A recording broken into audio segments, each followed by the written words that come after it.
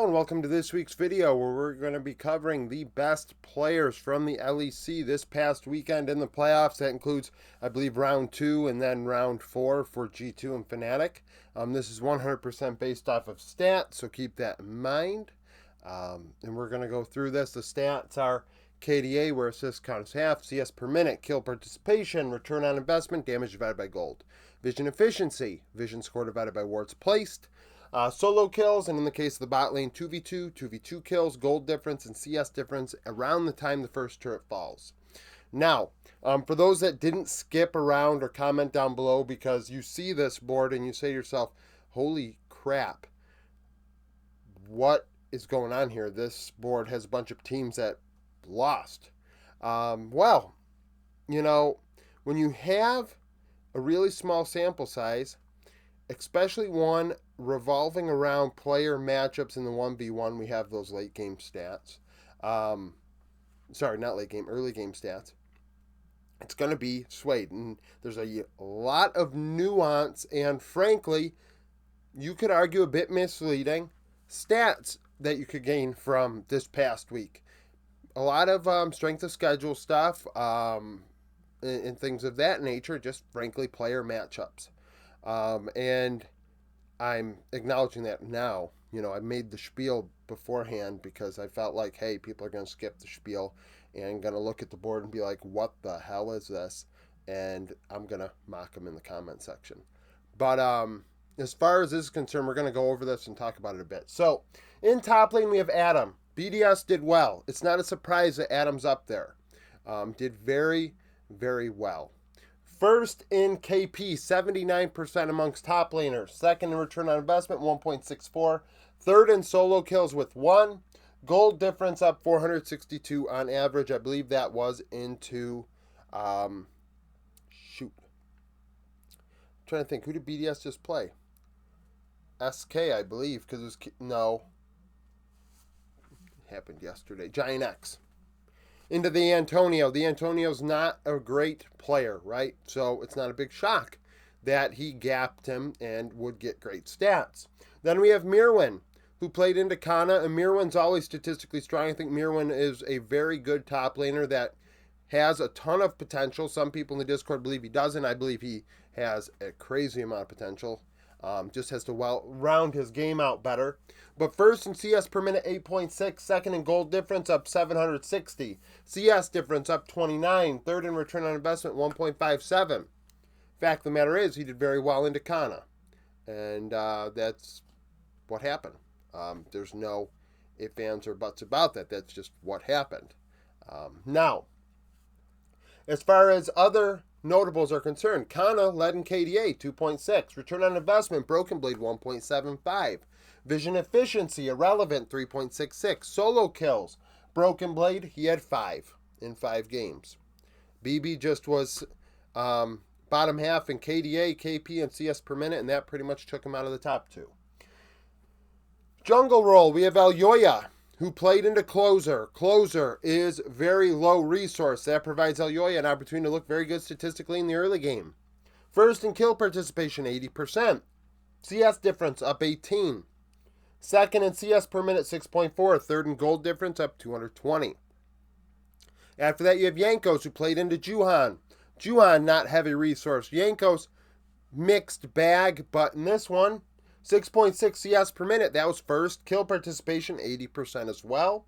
Second in gold difference, up 245. And CS difference, up 14. Other notables, KDA leader, Razork from Fnatic, 4. Return on investment, Yike, 1.9. Vision efficiency, Isma, 5.67. Solo kills, Yike. He's the only jungler with 1. Gold difference, Isma, up 325 for SK. Mid lane, Niski. Niski played into Vladdy. Vladdy, not a super strong mid. That kind of is the deal there. Now, I believe he played into Vladdy, didn't he? Because Giant X played into BDS. I think KC and SK played, yeah. So, first in gold difference, 364 ahead. Second in kill participation, 77%. That's a Niski trademark. Had 2 solo kills, CS difference up 5. And then Humanoid Played into caps, 1 in 5 games. Humanoid, great series. Can't take anything away from him. He did play into a player I'd consider to be better than him and statistically came out ahead. First in CS per minute at 10.3, return on investment 1.86, and had 4 solo kills in 5 games. Second in vision efficiency 3.78. Other notables: KDA leader Vladi 5.5. Kill participation Jackies of Giant X 82. Vision efficiency Caps 3.91. CS difference Nuke of BDS up 9. Bot lane duos. So, Flack and Trimby played into Patrick Ignar, and were really strong in those 3 games laning wise. Now they lost the series, but laning wise they did well. First in kill participation 80%, gold difference up 1,245, both of them ranked first. Second in vision efficiency 2.05, third in solo kills with 1. Rahel Luan played into upset Targamas, had great laning phases. First in KDA combined 4.3, CS per minute 12.2. Third in solo kills with 1. A lot of bot laners really close up there in the stats. Technically these two were tied, and tiebreaker was who was second in a category, which was Flack and Trimby. Other notables: kill participation, Supa Alvaro, 80% for Mad Lions Koi. Return on investment, Hansam and Mickey X, 1.53. Vision efficiency, Supa Alvaro, 2.21. Solo kills, 2v2 kills. Noah June had 3. CS difference, Ice and Labrov up 16. So, what am I trying to say with this video? That stats can be misleading. That's why I really harp on how statistically it is much more valuable to look at a season total where everybody played the same amount of games against each other. That like a single round robin a best of 1 round robin theoretically is more accurate, in my opinion, than what could become of a best of 3 round robin, in the way that you have some players played a player twice versus 3 times, even 4 or 6 times if you're in the LCK. And it makes it, the stats kind of get harmed a bit by that. You could say, well, in a 3-game series, it should be close, theoretically, in a matchup across those 3 games, because both teams won one, so it shouldn't be too skewed. But I think it still can be. And in that way, it does make it a little tougher to look at stats and try and parse through them. But the bigger the sample size, the more we can gain from it. Of course, it's very meta dependent. And frankly, in my opinion, G2 kind of played this past series like they had nothing to lose, because they're already going to season finals. Summer Split in the LEC is the least valuable championship. Frankly, I believe that the fact that they added a 3rd championship dilutes what a championship really is.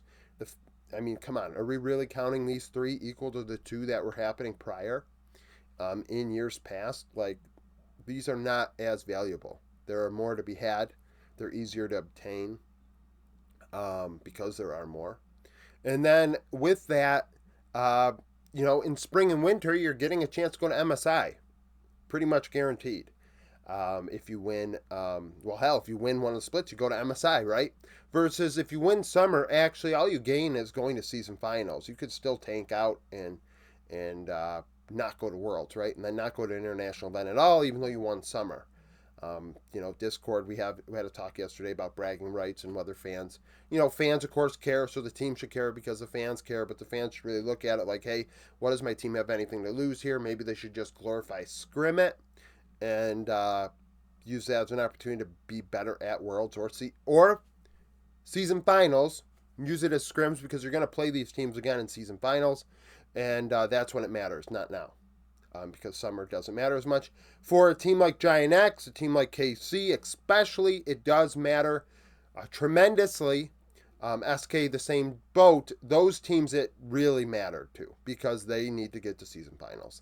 But Fnatic, G2, BDS, they're going either way.